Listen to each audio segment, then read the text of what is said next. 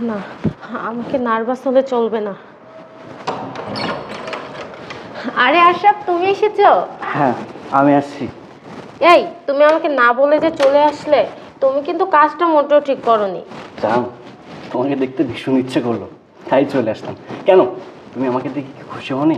হ্যাঁ, আমি তো অনেক খুশি হয়েছি। ও আচ্ছা, তুমি খুশি থাকলেই ভালো। এই শোনো, তুমি যদি আমাকে আগে থেকে বলতে, তাহলে তোমার জন্য অনেক মজার মজার খাবার রান্না করে রাখতাম। সমস্যা কি, এখন দেশে আসছি না, এখন তুমি ভালো ভালো খাবার রান্না করে আমাকে খাওয়াবা। আচ্ছা চলো। আচ্ছা রূপা, দাঁড়ো, তোমার সাথে আমার কিছু কথা আছে।